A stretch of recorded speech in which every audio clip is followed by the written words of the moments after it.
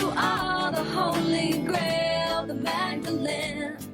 Woman, no need to search. Welcome to the Woman Arising podcast, hosted by Kathy Hartenstein and Zephy Devi, where we elevate and celebrate inspiring women on the rise. In this podcast, we talk to women from all walks of life about their soul's journey, the obstacles they overcame, and how they embody their feminine power. We hope to elevate women's place in the world, showcase their contributions, and provide inspiration for all women to rise to their fullest potential. Today, our guest is Shey Khandro, a distinguished spiritual mentor and celebrated fine artist with a profound commitment to cultivating compassion and inspiring meaningful action. With 15 years of experience as a Buddhist nun in the Tibetan tradition, Shey has dedicated her life to studying and practicing philosophy, spirituality, metaphysics, and modern science. As a sacred artist and renowned pointillist painter, Shey's artwork is a testament to her spiritual devotion. Each dot in her meticulously crafted pieces is imbued with an intention and a prayer to end suffering, creating a powerful and meditative experience for the viewer. Her career as a fine artist also includes accomplishments as a stupa builder and sculptor. She is also a sought-after professional coach and speaker specializing in mindfulness and compassion. Through her work with the Shey Global Mindfulness and Compassion Institute, Shey continues to inspire, educate, and mobilize individuals and communities, fostering a global movement towards mindfulness, compassion, and sustainable peace. Welcome, Shey. It's our true pleasure to have you here today. Women Arising was very lucky to have you participate in our conferences in the past, and you've been very integral to our success because you've been so inspiring to women in your pursuit of peace and compassion.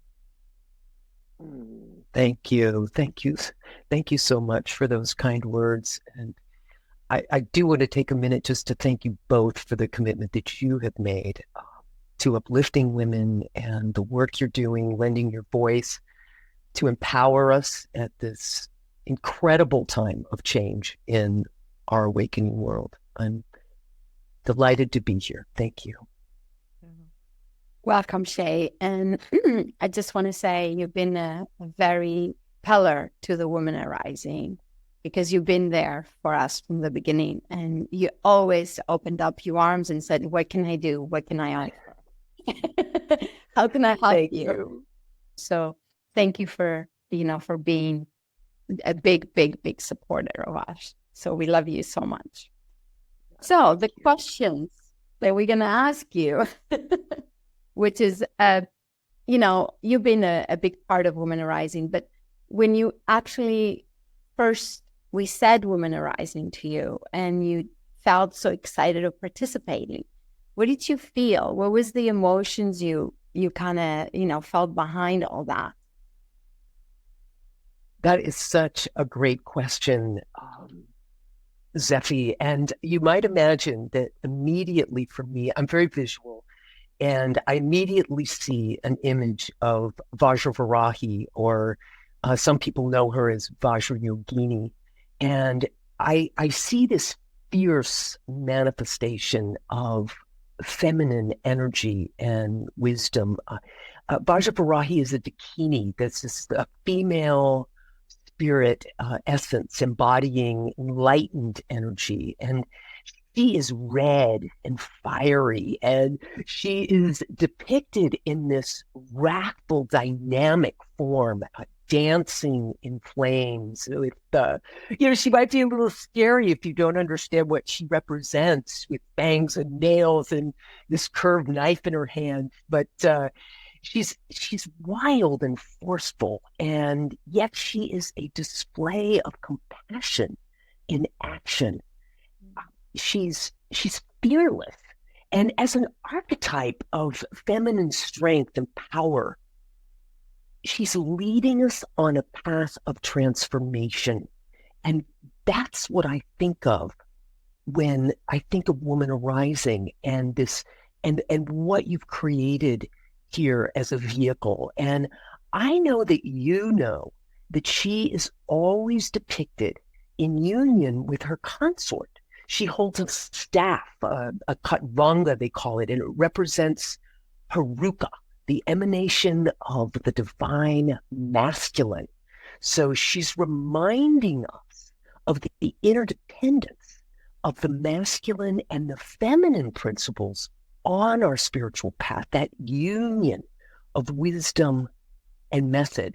And so when I think of woman arising, I feel this fierce aspect of the divine feminine alive in me. And I feel it aligned in a balanced way with the divine masculine. So the manifestation of wisdom grounded in compassion. And as an archetype, she's fierce. There's this leadership quality. I feel embodied in a dynamic energy with strength and with courage. And I'm going to say the determination of a warrior. And I mean that minus the war part. It's not a display of divisiveness. Vajravarahi also represents the archetype of the wise woman, the mother, caring for her children, deep insight, intuition. She can clearly perceive the nature of reality. She's a transformer. She dances in flames. She's an alchemist, leading the way through, profound inner change, which is where change begins. So to me, this is the energy of woman arising. And through this archetype, when I think of woman arising, I feel that passion rise inside of me. I feel emboldened as a woman to give voice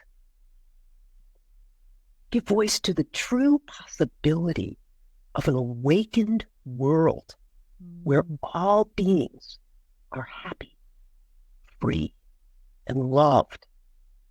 A world empowered by a fierce commitment to the wisdom and compassion that lives within each of us. Compassion for ourselves, for yourself, for the benefit of all beings. And may I share with you the first time I encountered her? Yes, of course. Because I love it. When you paint her, and we had her as our, on stage when we were doing our talks, and it was amazing to always have her there with us through all the conferences that we did. But tell me how you connected to her, because I love her and I have, connections with her too. But tell me your story. Thank you. It's a significant part of my journey. When I paint, from my training as a sacred artist, when I paint, one arises as the image, the deity that you're painting, and you're invoking that deity to appear. And each painting takes months to create. So I became intimately familiar with how she felt in my body, as my body. And I first encountered her at a very pivotal time in my life. I was 29. And for those who appreciate astrology, I was in my first Saturn return, a predictably transformative time. And at that point in my life, I had taken the vows of the Bodhisattva, which are a commitment to work tirelessly to end suffering and for the enlightenment of all beings. And it sounds so lofty, and I think of Sarah McLean's phrase, the impossible vow. But it's a vow that I still hold. I hold very dear at the center of my heart. And shortly after I had made that vow, I made another commitment. And it was to take my journey even deeper and to live and to practice as an ordained Buddhist nun in the Tibetan tradition. And I'll tell you a little story. I remember so clearly sitting at the feet of this amazing master from whom I'd taken it's amazing deep teachings. And Yang Tong Tuku was his name. And he gave me my first level of vows as a nun. And there were, of course, more to come. But I remember as I sat on the floor at his feet, my heart soft and open. His light was radiant. It was bathing the moment. And I was fully present to receive this gift that he was about to bestow. There was a little quake inside as I took these vows into my heart. And then following the ceremony, I remember my teacher also approaching me radiant and handing me the robes of our lineage, the robes of the Buddha.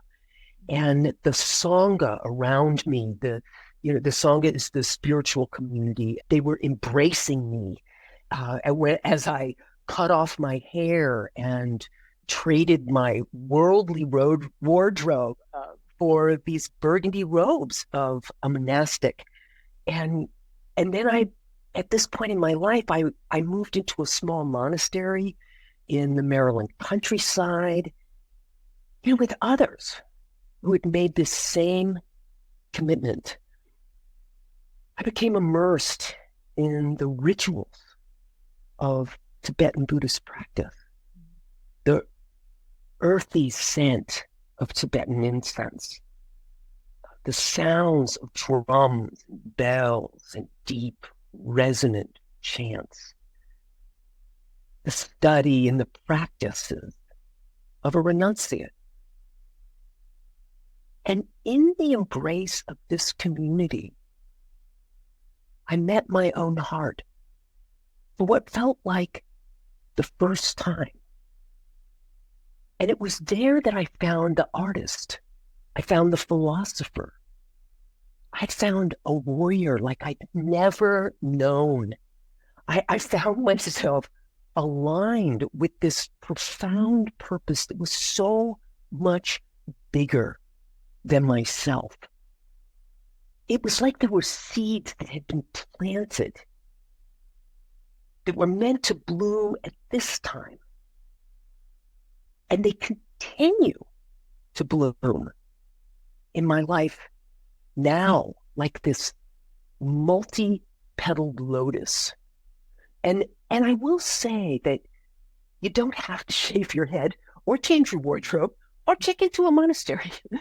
This internal state is really available with the right focus and training and practice wherever you go.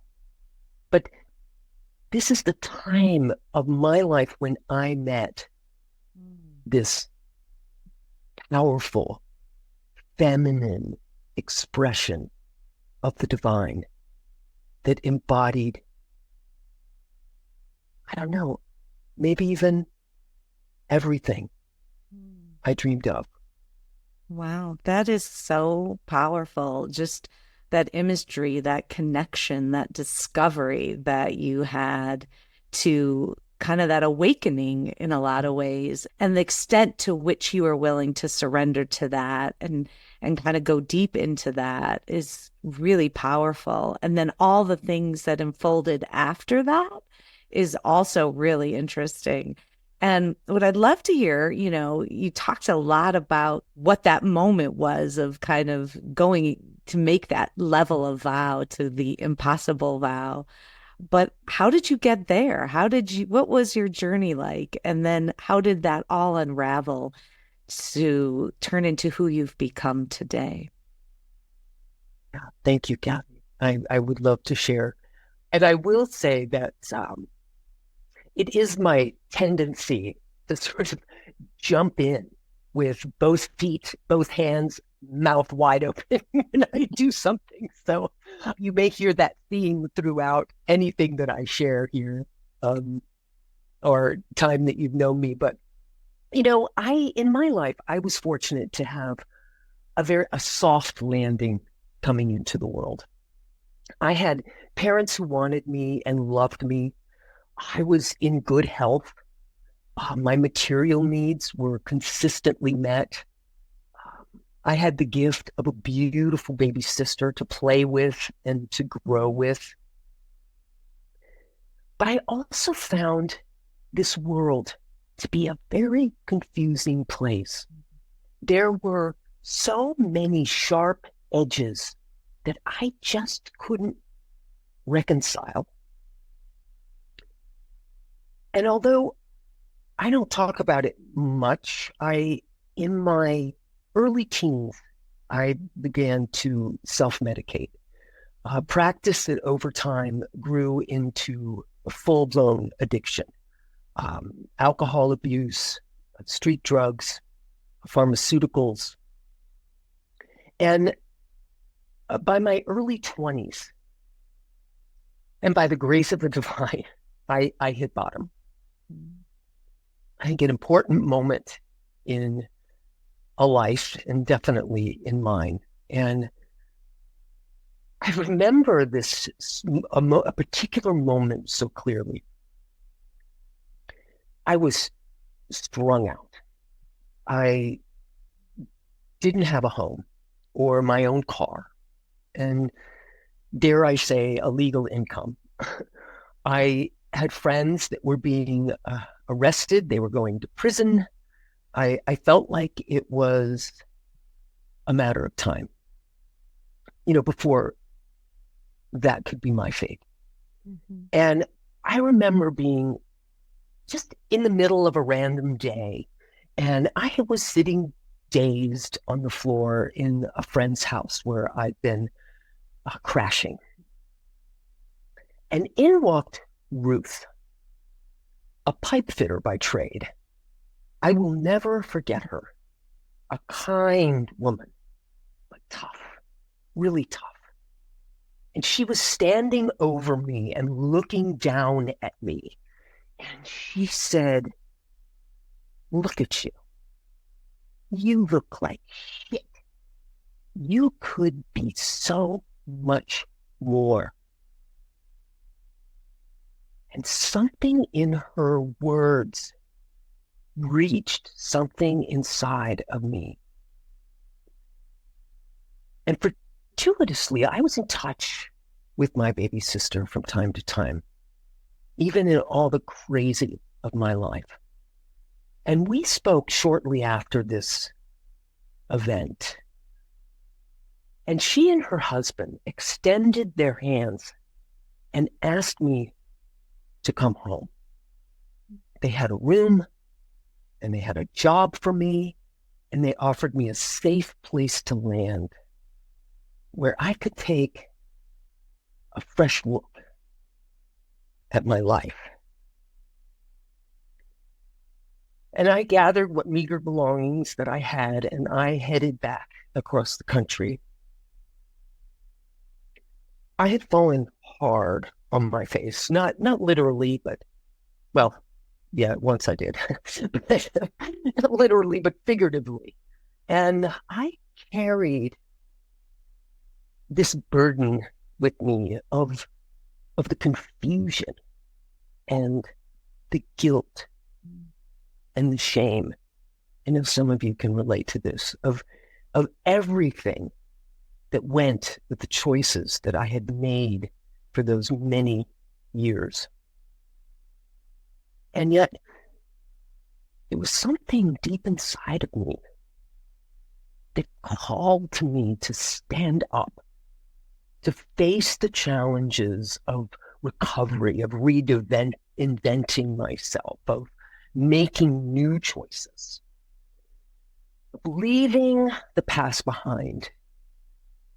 I will be forever grateful for the kindness and the patience that my sister and her husband showed me during that time. And again, I dove in, both feet, both hands, and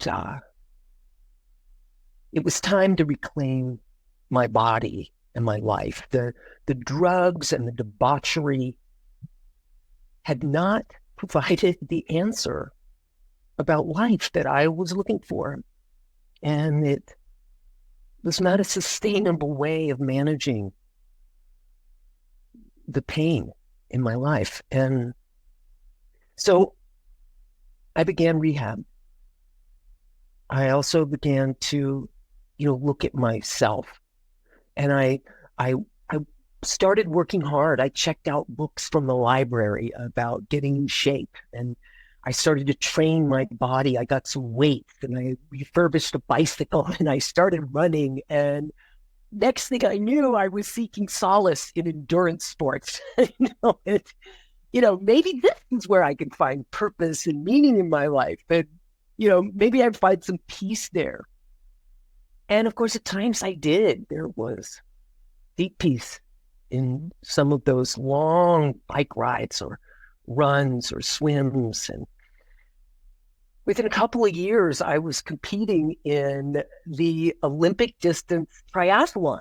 Not the Olympics, but the Olympic distance. It's a type of triathlon race, and not as intense as the Ironman, but it was definitely something to take on. And I entered this national triathlon race, and I finished in the top third of women in my age group. But I didn't hear any angels sing. I would think about the when I first had arrived at my sister's and what a hot mess I was, and how I looked like this bag of sticks, and that now I was strong, and I liked that. But, it didn't hold that answer yet. And from there, I was offered a job in a major health club where I sold memberships and helped my clients get in shape. And that was a culture of making lots of money, of pursuing the dream of wealth and abundance. And I felt now I was grounded in my body. I put down these hard drugs, but I was still empty. I still felt empty. And I had begun to drink too much. The pain that was in my heart was unyielding. It's like, why am I here? What is this crazy thing that we call life? And then one day, I was sitting at the front counter of the club. My shiny white sneakers were propped up on the desk. And in walks a woman who looked a lot like me.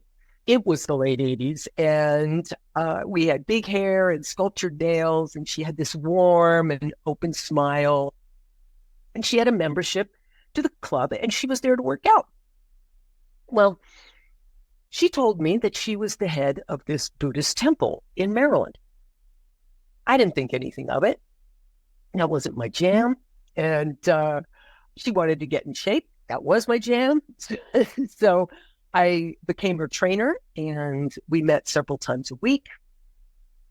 Well, after a while, she invited me to come to her temple to give a talk about fitness to her students.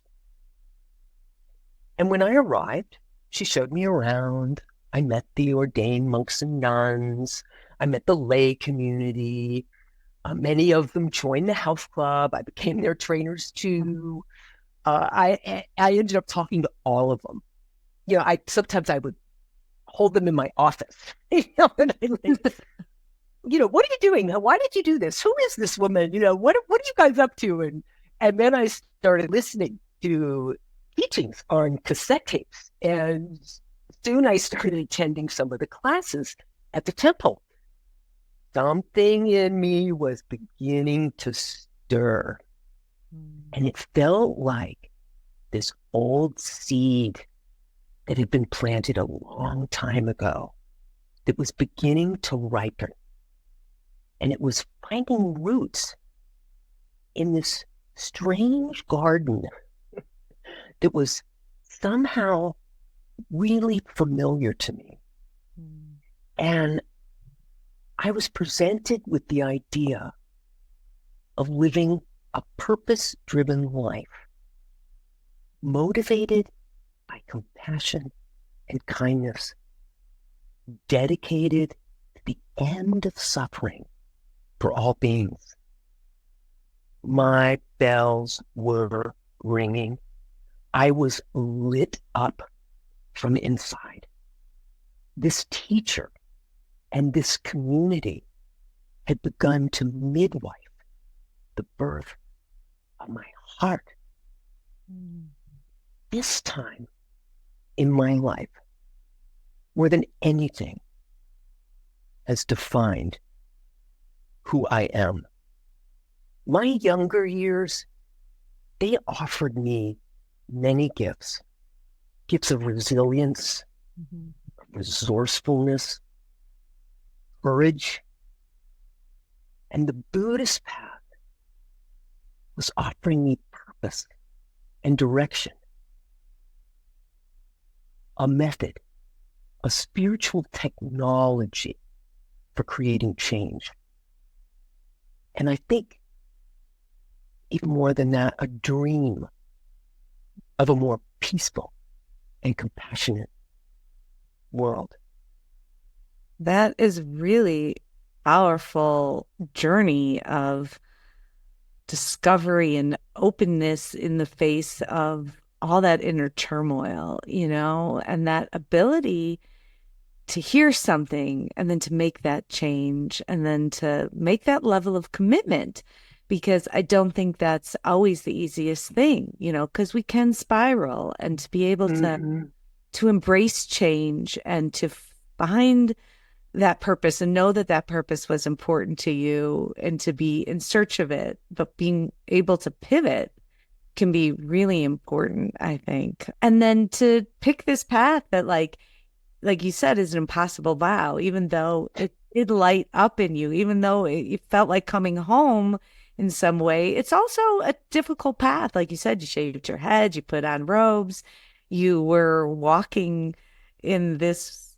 It asks a lot of you, even though it also gives a lot. And so I'm curious, as you embarked on this path, and you said you also discovered your artistry in this world, what were some of those things that challenged you along the way in that path and the obstacles you faced? And maybe, this was that initial thing that shaped you, but I'm sure as you went along the route, there were other things that really kept opening, like that lotus flower you described earlier.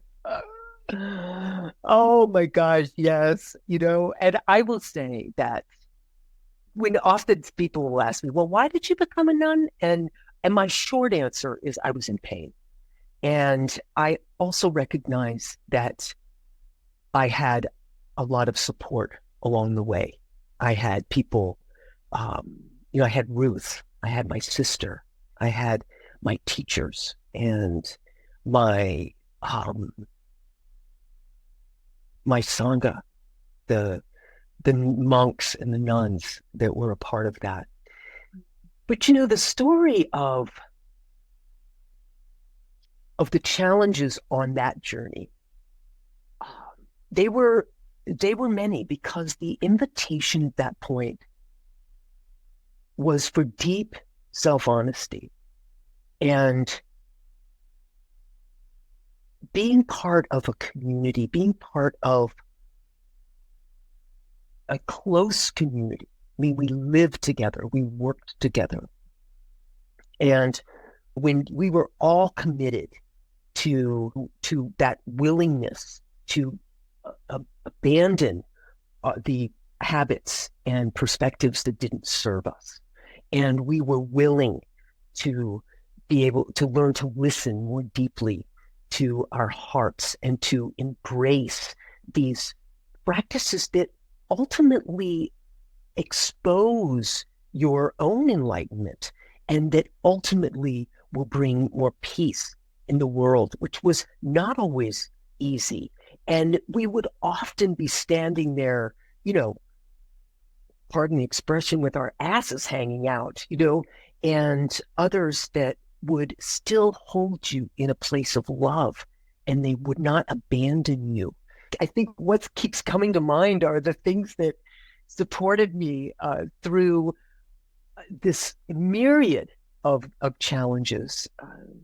And I think that, gosh, I hardly know where to begin with that. I most often think about the ones that, brought me to the path. Mm-hmm. And then the path itself was such a relief. It was such a relief, Kathy. It was there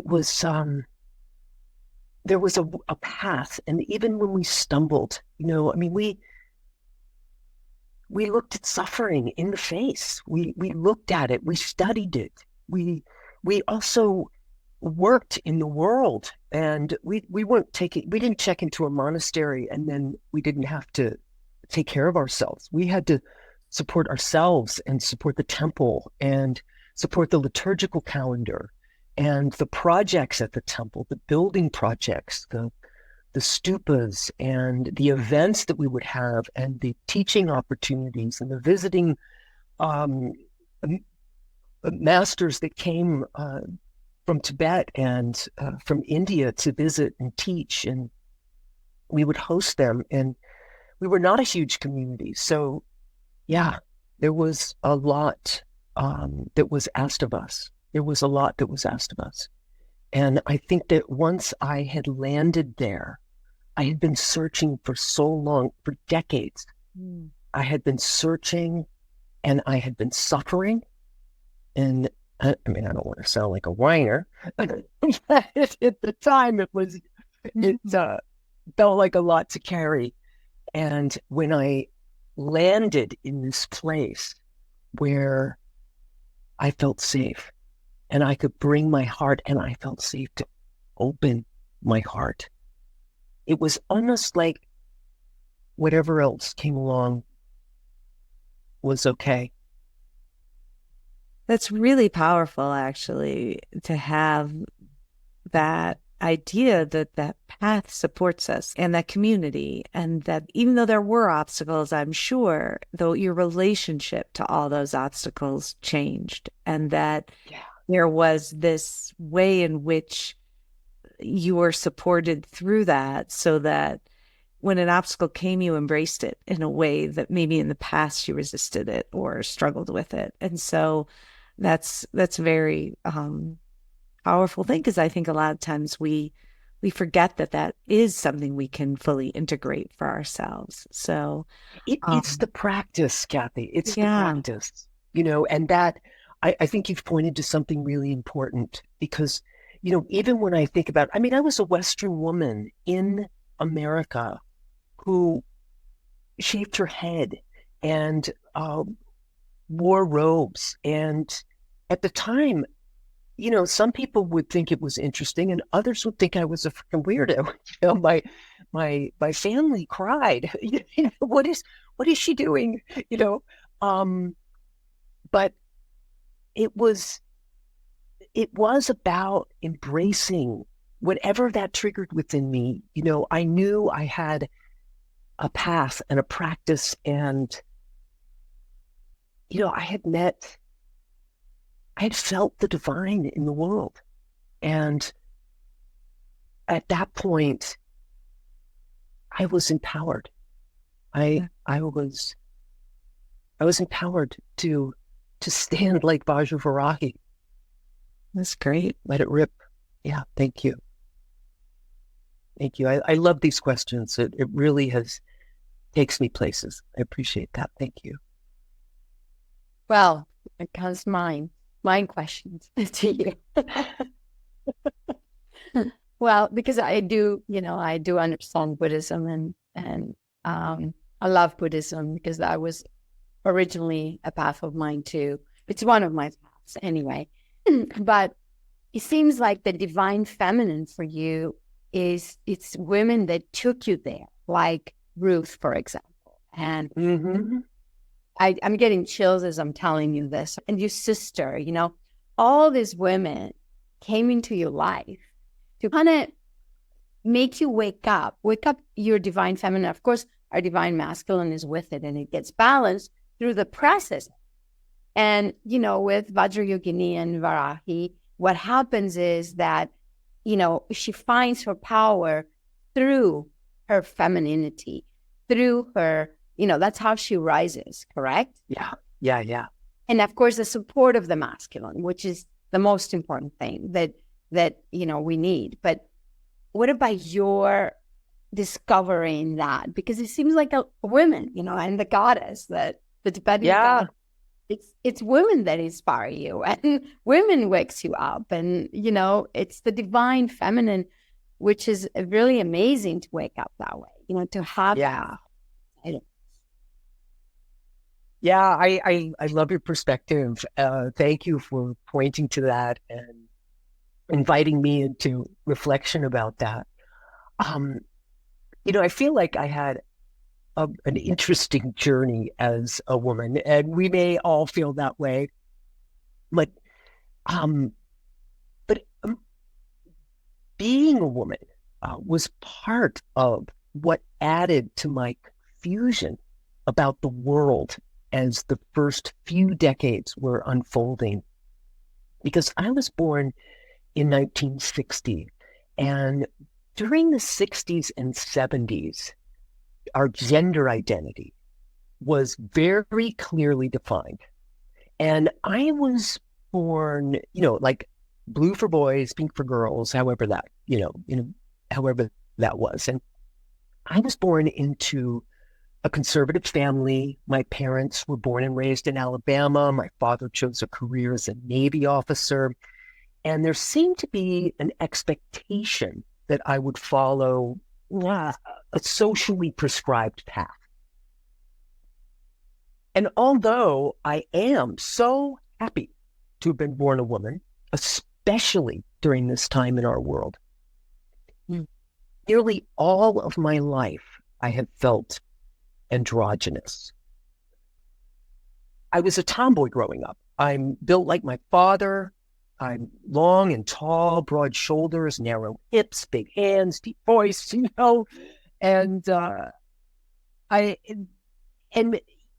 more than the outer stuff, I didn't know where I fit in this binary world, this idea of femininity, of what is a woman, what is a girl, and up until the 6th grade, we were required to wear skirts to school. And in public schools, that was the order of the day. But after 6th grade, I insisted on boys' clothes, Levi's, button-up shirts, T-shirts, boots. And my mom, to her credit, she did not like it. But when we went shopping for school clothes, she would buy me what I wanted. And at this point, I just didn't relate to any of it, either one. I didn't wear makeup or jewelry or have any other nods to my feminine side that I so enjoy now. But it felt like, when being that way, I felt like me. And I was grateful that I had the space in my life to just, explore that. But I'll tell you one thing that was very interesting. I have this clear memory of moving back to California after high school, where I was born in California, and going to go to college and attempt to pursue a relationship with my father. And at that time, I was still dressing like a tomboy. And very quickly, I realized that I would need to make some changes in this outer display if I was going to make friends among the many new strangers I was in classes with. So I femmed it up a bit. Tighter jeans, curly sweater, a little makeup, some platform shoes, and voila. The response was mind-blowing. The attention felt nice, but I was kind of disappointed. What was the message I was getting? being me isn't good enough. I'm still a girl. I'm still a woman. I've still got feminine aspects. You know, do we really judge a book by its cover? Is that actually how we do it? You know, do you need to conform, be seen and heard and loved? These are some of the sharp edges I talk about, you know, that I felt like were a part of that whole first part of my life. And, you know, at this, and furthermore, at this point, I didn't even know yet that I would not only enjoy dating men, but I would also be attracted to women as well, and still am. And although gender and sexuality are really two different issues, these things created this whole other dynamic about myself as a woman in the areas of, you know, social acceptance and even self-acceptance. So,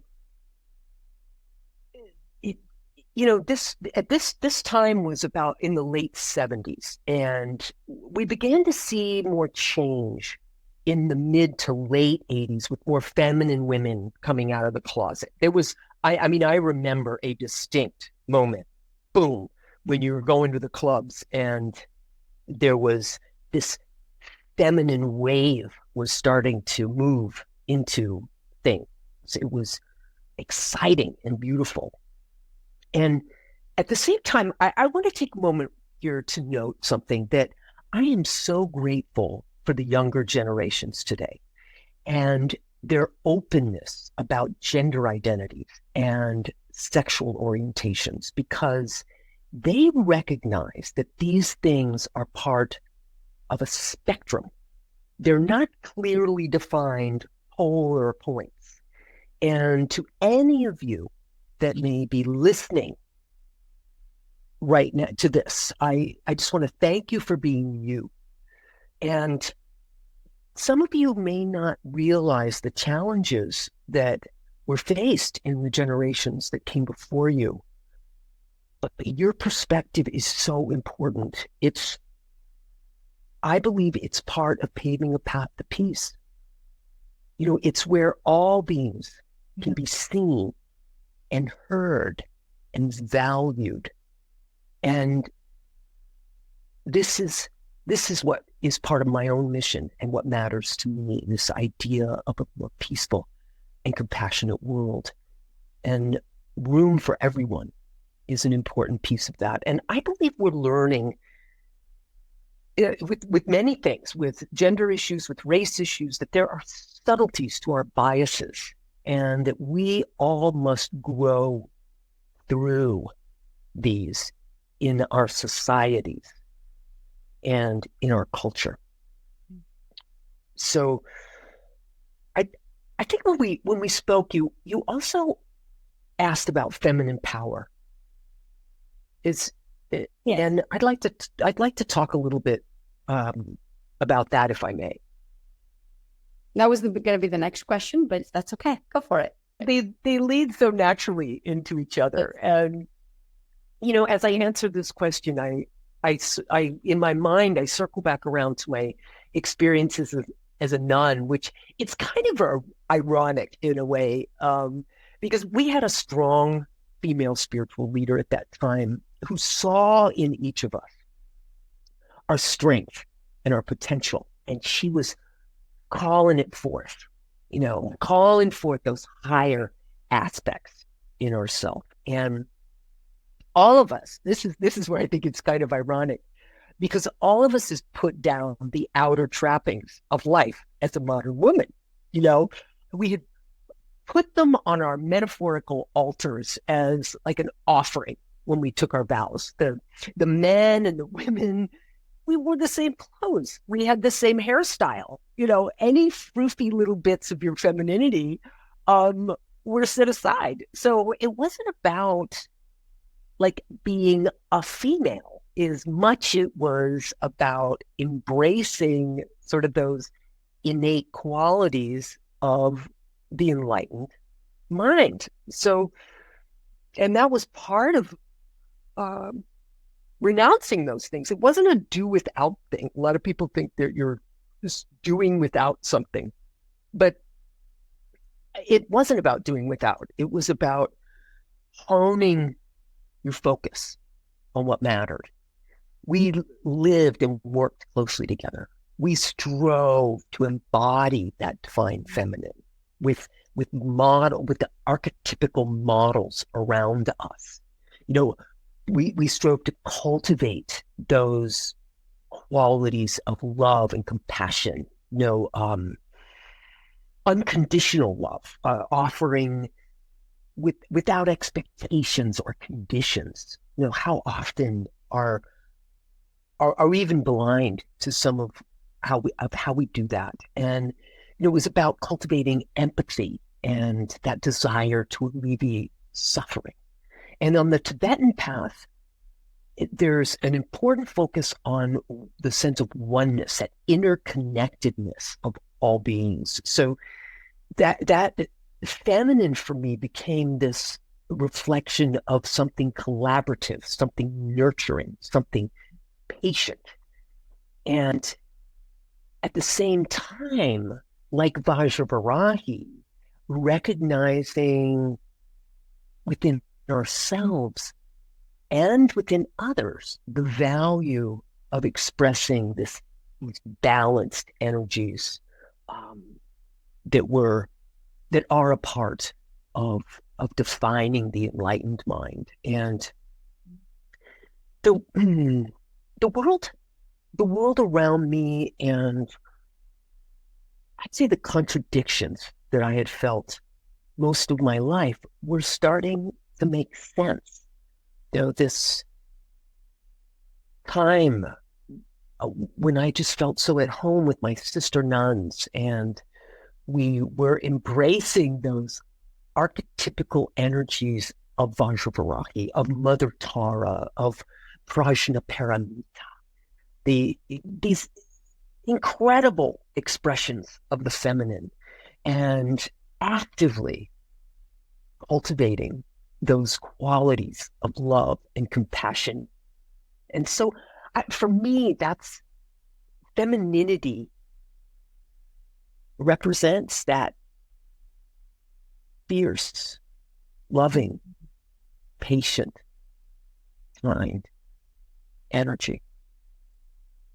So I agree with you. And that's also part of the feminine power, to be able to, carry all those aspects within ourselves, because we have a lot of different aspects and people don't get it. Yes. People really go, why are you like this today? I'm not used to you that way. But all these aspects come in. The different, Tara has her own power. There are 21 Taras, and each one of them has color, and each one of them has her own power.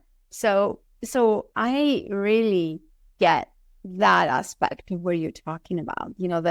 How the feminine is just all those aspects, and the balance of the masculine and the feminine within our bodies, and the androgynous part as well. Because how can someone like Vajrayogini have such a power, and Varahi just have a tremendous power in her body, to do what she does.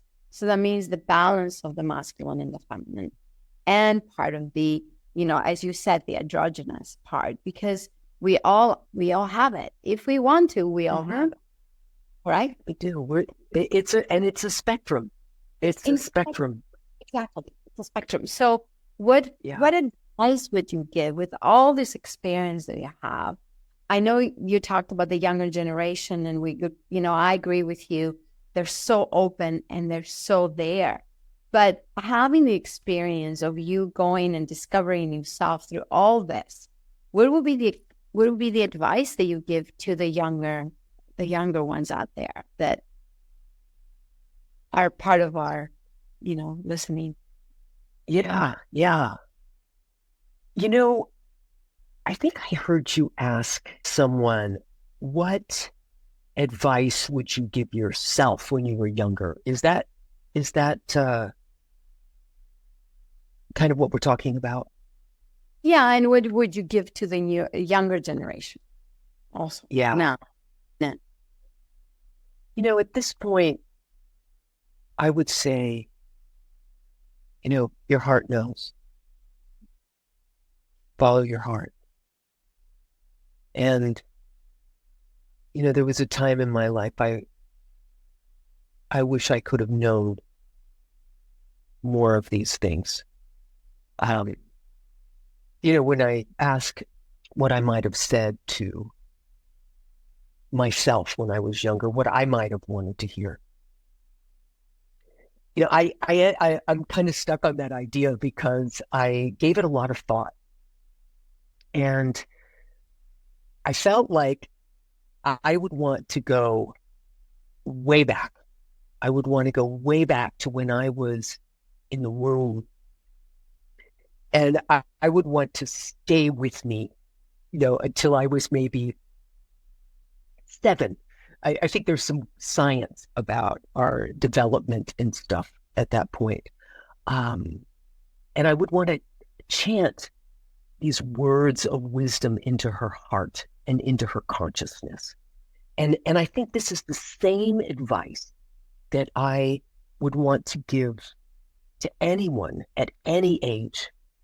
And I actually wrote some of it out, and I'm wondering if it would be okay to invite everyone listening to just join me for a moment as I share some of what I would have wanted to say to this child, and really to anyone. I want to say it to myself every day now. Would that be okay? Absolutely. Yeah. Okay. I would just like to invite everyone to just get comfortable wherever you are. Yeah. Even if you're driving and listening, don't close your eyes, of course, but take a deep breath and just let these words touch you. Because I would have loved to have put my hands on my mother's belly, and I would breathe deeply into my own heart and speak directly to the heart of the life that was blossoming in her belly. I'm going to invite you to speak directly to your heart. And I would say,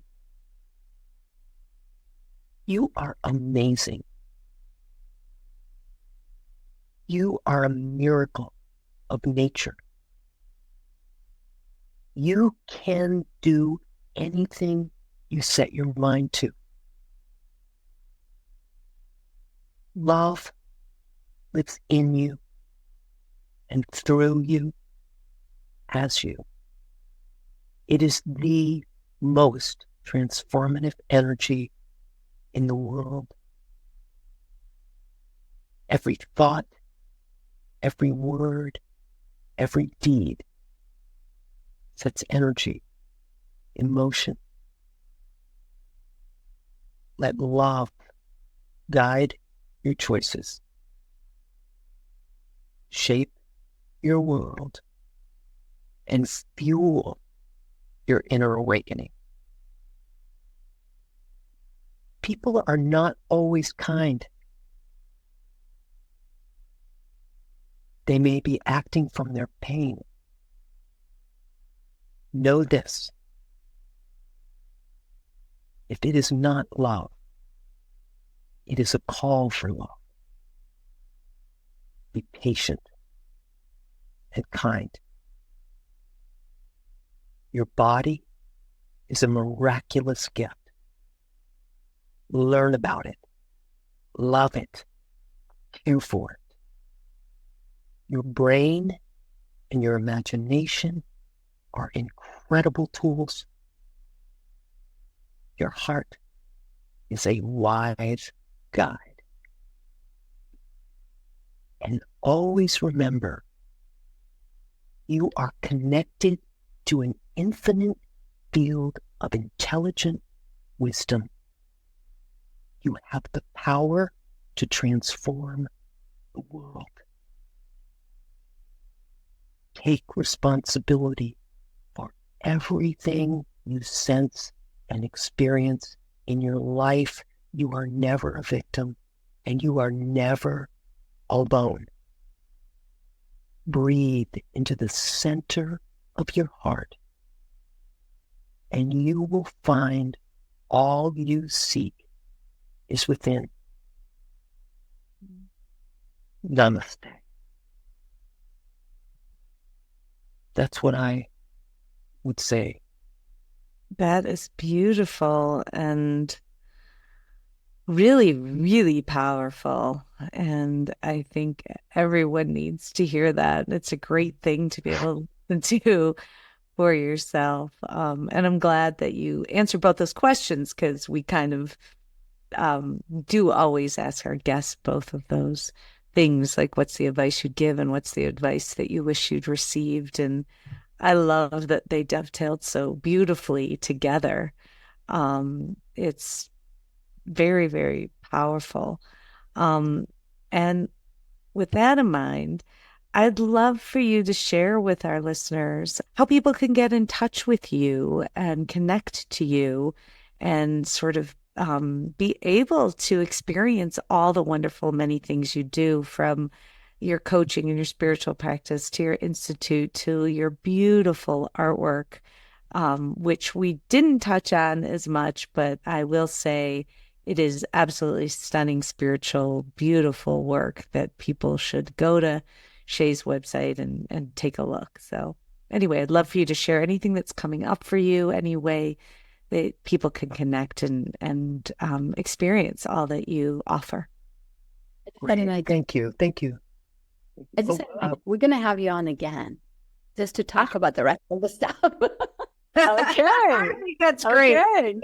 I love it. Yeah, thank you. Because there's so much to talk about, so much to touch upon that we don't have enough time on this one, but we'll talk with Kathy and have you back on. I think it'd be great. I would love it. Our lives are so rich and full, and I wrote those words down that I just shared because I feel like it's the wisdom I want to be reminded of myself every day. It's what I've gathered on my path, and I would add to that, trust yourself and trust your life. Make space in your life for the magic of you to flower in this beautiful garden of life. And I invite anyone to reach out to me. I would love to hear from you. I look forward to learning more about you and your journey. It's a fascinating time to be alive. I help people that are looking for deeper connection in their life, deeper meaning, to discover yourself, to find inner peace while living a full and inspired life. And one thing I already know about you is you're amazing. So we can always start there. But please visit me online at sheyglobal.com, SHEYGLOBAL.com. There's art and inspiration there. I also would invite you to sign up for my newsletter. I have so much fun creating it, and each Friday morning, I share tips and tools and practices with the intention of supporting your journey of self-discovery and inner peace and well-being. And you'll also find details there about my programs and my events. Each month on the second Sunday, I do a free virtual mindful meditation gathering for you to relax and unwind. I'm also available for one-on-one or group coaching sessions. So there's lots and lots of ways that we can connect, and I would very much enjoy meeting you and getting to know you. Oh, that is wonderful. And I can't tell you how amazing it was to have you on our podcast, Shey. You've been on this journey with us at Women Rising for so long, And it just feels so wonderful to be able to share with even our wider audience all of the wonderful information and illumination that you have. To be able to have this level of conversation was really powerful. I felt like you were taking me there, and and I know you for such a long time that I got to know you even deeper now, even like every single cell of my being just like lighten up and was speaking, and thank you so much for that. This incredible sharing. It was very powerful. Thank you so much for being part of this. Yeah. And at a certain point in life, I think I have felt, more empowered to share more of who I am and, what that journey has been. And, decades as an artist in my studio, alone in my studio. And then I would go out and talk about the art, but it would mainly be about the art and not quite as much. A little bit about the journey, but anyway, thank you for opening that door. And I love being here with you in the red tent. Thank you. This is what Women Are is about, to be in our truth and being able to speak about it and express it. That's how we help ourselves and we'll help others that way. So thank you. Thank you. Thank you. Thank you for tuning in to Women Arising, where we celebrate the resilience, wisdom, and power of women on the rise. Remember, when women rise, we all rise. If you're ready to embark on your journey of empowerment, sign up for our mailing list at womenarising.com and join our community of strong, inspiring women. To connect with Zephy Devi and ignite your inner fire, visit zephydevi.com and sign up to get your free tantric meditation. Let Zephy illuminate your path, helping you discover the magic and power that reside within you. To connect with Kathy Hartenstein and claim your spectacularness, visit createmorebliss.com and sign up for a free 30-minute consult call where she can help you break through your emotional blocks to success. Let Kathy be your guide on this journey of self-discovery and empowerment. Thank you for being a part of the Women Arising community. Together, let's continue to uplift, inspire, and empower women everywhere. Until next time, keep rising, keep shining, and keep embracing the divine feminine power that resides within you. You are the holy grail, the Magdalene. Woman, no need to search any longer.